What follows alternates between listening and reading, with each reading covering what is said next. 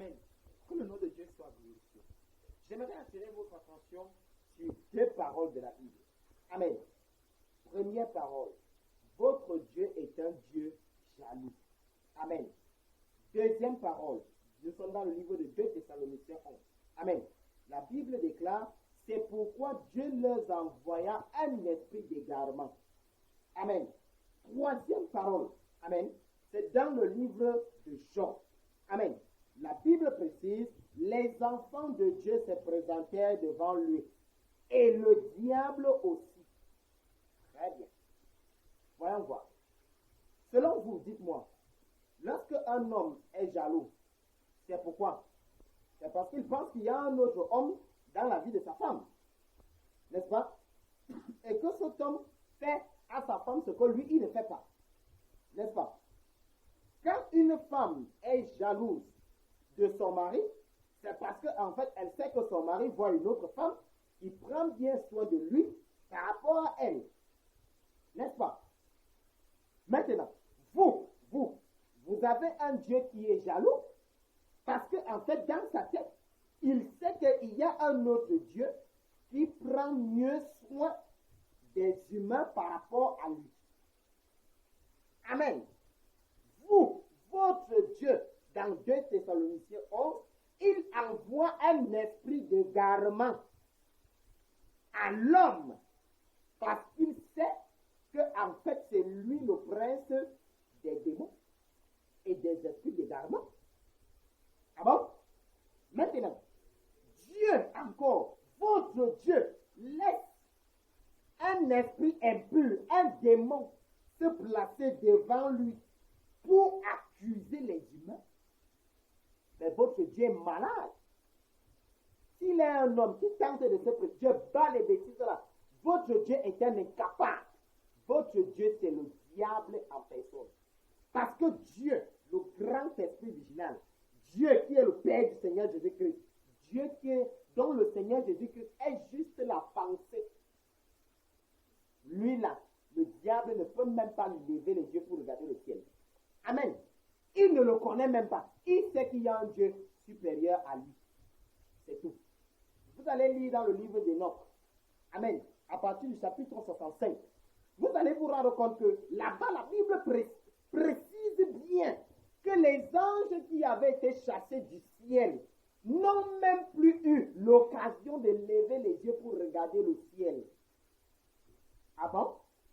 Et qu'ils n'ont même pas eu l'occasion, je dis, ils n'ont plus jamais eu l'occasion de regarder le ciel. Combien? Celui donc qui se lève pour aller réclamer les habits, pour aller réclamer Josué, c'est qui? Il s'est présenté devant quel Dieu pour réclamer Josué? Hein? Le Dieu qui causait avec le malin, avec le diable, pour dire, as-tu vu mon serviteur Job? Est-ce le Dieu qui a reconnu la lumière comme étant bonne et non l'obscurité comme étant bonne? Amen.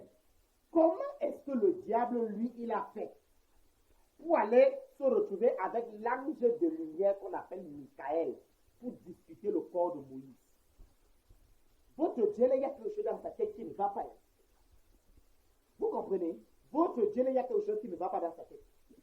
Michael, un ange de lumière, soi-disant ange de lumière, va aller se placer avec le diable pour lutter par rapport à quoi? Que la présence de Michael, un ange de lumière, le diable peut traverser ça. Mais vous me parlez de quoi?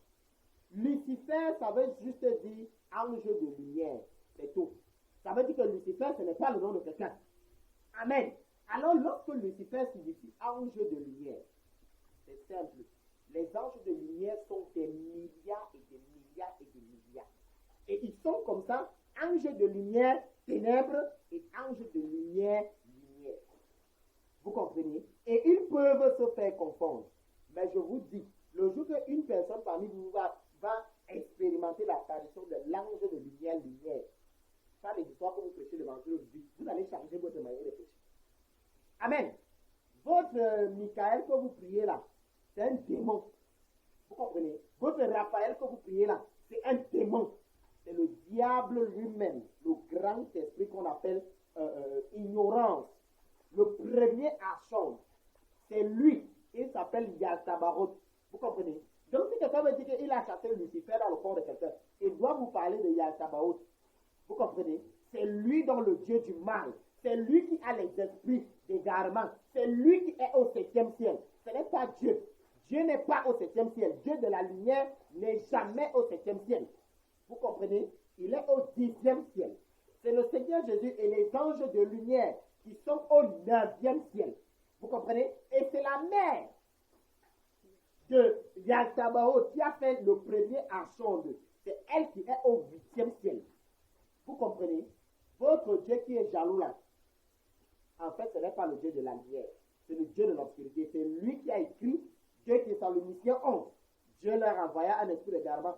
Dieu qui est bon. Votre Dieu dont vous parlez, donc, qui est rempli de miséricorde, de bonté, d'amour. C'est lequel alors? Si lui, il a encore la capacité de vous envoyer des esprits d'égarement. Amen. Votre Dieu qui est un feu dévorant là, vous connaissez ce qu'on appelle le courroux de la colère? Hein? Vous connaissez ce qu'on appelle le courroux de la colère? Vous n'avez pas vu Zénan jusqu'à la fin? Allez voir Zénan. Lorsque Zénan a poussé le diable à commettre tous les 7 péchés, amen, le diable a rougi et il s'est enflammé. Ça veut dire que le courroux, votre Dieu qui dit qu'il est aussi un feu dévorant, mais en fait c'est le diable. Parce que Dieu qui est le Dieu de la lumière, le Dieu dont l'Apocalypse parle, que vous allez vivre dans un monde où il n'y a pas de maladie, il n'y a pas de ceci, il n'y a pas de ceci, la lumière du trône de Dieu elle-même va vous éclairer. C'est de ce Dieu dont vous parlez qu'il est rempli de miséricorde et de bonté, mais ce n'est pas lui qui est un peu dévorant. Jamais. Comment est-ce que vous pouvez dire que quelqu'un est rempli de miséricorde, de bonté, riche en bonté et autres, mais vous dites que lui, il a les esprits d'égarement qu'il va vous envoyer? Et vous dites que lui, son serviteur Job, il va permettre que le malin parte toucher Job. Mais vous faites ça comment? Et vous, attendez. Vous ne vous posez pas les bonnes questions. Que ce soit les hommes de Dieu, que ce soit, les soi-disant hommes de Dieu. Parce que les vrais hommes de Dieu se posent la question. Amen. Vous ne vous posez pas la question.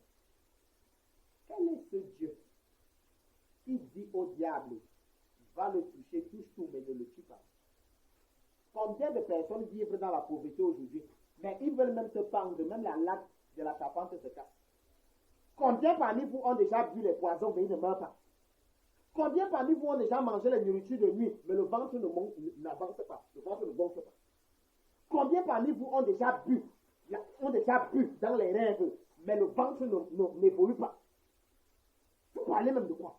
Quel est ce Dieu que vous servez? C'est le Dieu qui a reconnu la lumière comme étant bonne? Ou c'est le Dieu qui, dans 2 Thessaloniciens, envoie un esprit d'égarement? Ou c'est le Dieu dont Job a dit, mon Rédempteur s'élèvera le dernier? Ça veut dire que même Job était dans la confusion. Alors, si donc même Moïse a pu être dupé de la présence d'un Dieu qui lui dit, bâtis le serpent des reins, tous ceux qui vont se prosterner, en fait, auront la guérison.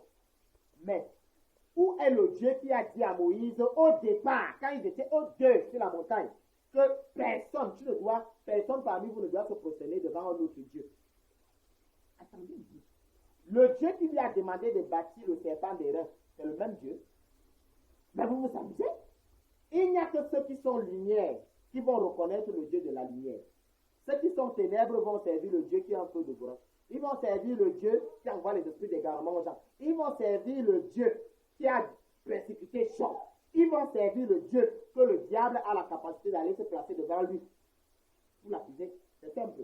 Vous dites dans Actes des Apôtres que l'acte aux mille ordonnances qui nous accusait aux yeux du Père a été cloué à la croix, non? Oui. Celui qui est allé réclamer Josué là, c'était qui alors? Hein? Vous allez me dire que Josué est passé avant le Christ. D'accord. Celui qui part vous accuser vous-même là, c'est qui alors? Hein? Et l'acte aux mille ordonnances dont on dit que ça a été cloué à la croix là, c'est l'acte de quoi? Hein? Les plaques où le Seigneur lui-même avait écrit les 1000 ordonnances qu'on devait respecter, qui devaient nous accuser. Moïse a détruit ça.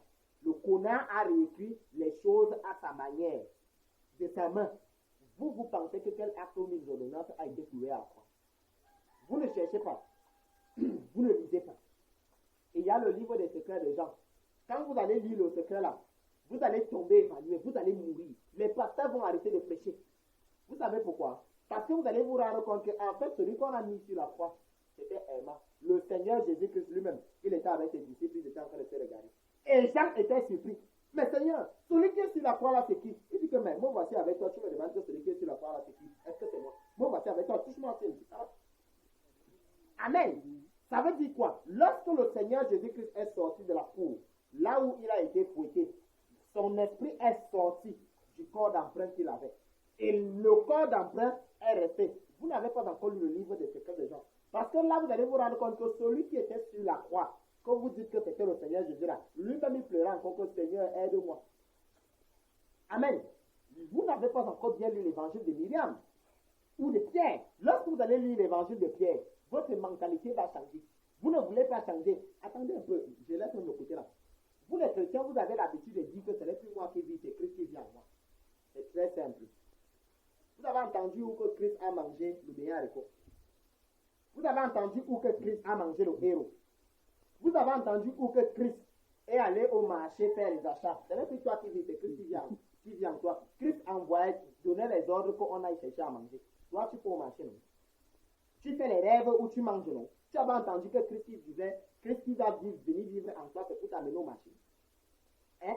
Je ne compte pas ceux qui sont les prostituées dans les rêves, ceux qui agressent les gens, ceux même qui ont donné l'argent dans les rêves, mais dans la réalité, c'est rien de bien. Que le nom de Dieu soit glorifié.